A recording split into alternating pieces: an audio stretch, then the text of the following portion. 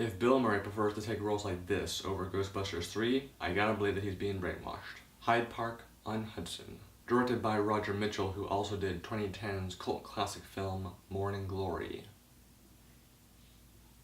You don't remember that one, do you? Don't feel bad, because no one else does either. Peter Venkman, the go-to actress for political dramas, and several other actors star. Before I go into the plot of this film, I feel that it is my responsibility to inform you of something. The main event of this film, what everything is building up to slowly but surely, is a picnic where hot dogs are to be served.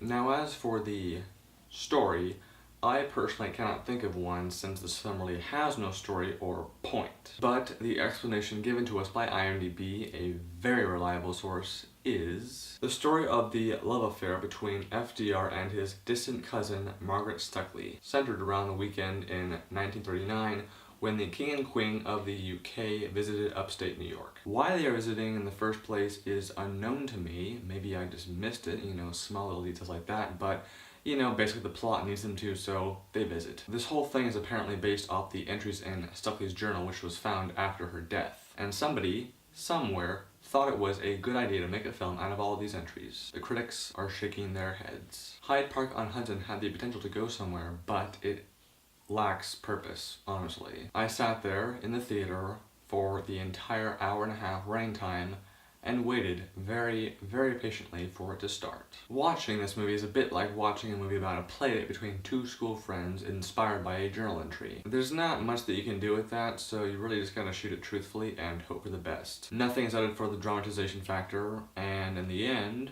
neither friend really changes at all. It's just a playdate with people interacting. Not exactly edge of your seat entertainment. There's also a voiceover done by the cousin, and it really only serves to spell out the obvious and could have been cut entirely. What I can say about the movie that worked were the performances. Everyone was very good. They brought their, I'm not really sure if I'd say A game, but they brought their B game. They were above average.